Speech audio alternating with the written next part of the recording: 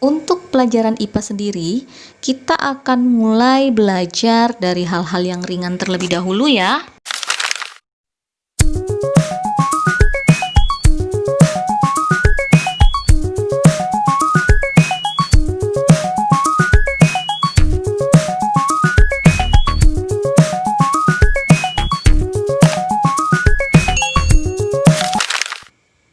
Assalamualaikum warahmatullahi wabarakatuh. Bagaimana kabar kalian hari ini? Semoga semuanya sehat ya. Pertama-tama, saya mau mengucapkan selamat untuk peserta didik baru kelas 7 dimanapun kalian berada. Nah, di bangku SMP ini akan banyak sekali hal-hal menarik yang bisa kalian pelajari, termasuk dalam pelajaran IPA. Untuk pelajaran IPA sendiri, kita akan mulai membahas hal-hal yang ringan terlebih dahulu ya, untuk pemanasan. Jadi, kita akan belajar materi tentang objek IPA dan pengamatannya. Baiklah, langsung saja kita mulai. IPA. Seperti yang sudah kita ketahui bersama, IPA itu singkatan dari Ilmu Pengetahuan Alam. Jadi, IPA merupakan ilmu yang mempelajari segala sesuatu yang ada di alam sekitar kita.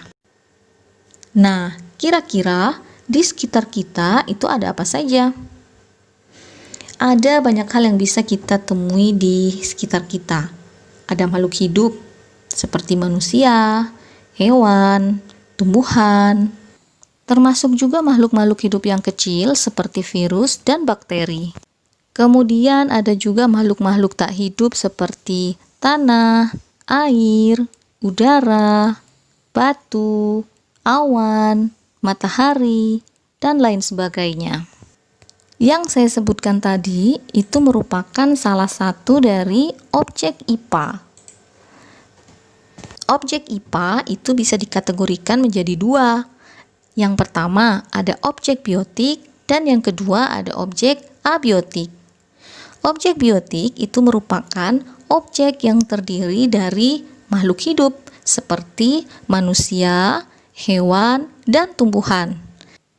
Contoh pada gambar itu ada sapi, ada kupu-kupu, ada burung, ada bunga, pohon, dan juga rumput. Kemudian sekarang objek abiotik. Objek abiotik itu merupakan objek atau komponen yang terdiri dari makhluk tak hidup atau benda mati. Contohnya seperti tanah, air, udara, batu, awan, matahari, dan lain sebagainya. Nah, sekarang bagaimana cara mengamati objek-objek IPA tersebut?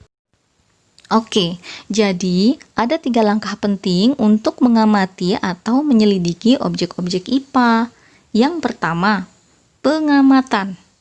Kedua, inferensi. Dan yang ketiga, komunikasi. Kita bahas satu persatu ya. Yang pertama, pengamatan. Langkah ini merupakan proses mengamati suatu objek dengan menggunakan panca indera atau alat peraga. Contohnya, ketika kita mengamati seekor sapi dengan menggunakan mata kita atau panca indera kita, atau ketika kita sedang mengamati makhluk hidup yang sangat kecil dengan menggunakan mikroskop. Kemudian yang kedua, inferensi. Jadi, inferensi itu merupakan proses merumuskan penjelasan berdasarkan hasil pengamatan. Contohnya, dari hasil pengamatan sapi yang tadi, kita itu bisa membuat inferensi, yaitu dengan membuat ciri-ciri dari sapi itu. Misalkan, sapi berkaki 4, warnanya coklat, dan lain sebagainya. Yang ketiga, komunikasi. Jadi, hasil pengamatan yang sudah kita lakukan itu bisa dikomunikasikan dalam bentuk tabel, bagan, kurva, diagram, maupun grafik. Bagaimana? Bisa dimengerti? Mudah dipahami bukan? Nah, sekarang sebagai bahan evaluasi, coba kalian kerjakan di rumah kalian amati ciri-ciri dari 3 hewan yang sering kalian temui di rumah. Kemudian, tulis hasil pengamatan kalian itu dalam bentuk tabel. Oke, itu saja materi kali ini. Semoga bermanfaat. Terima kasih. Wassalamualaikum warahmatullahi wabarakatuh.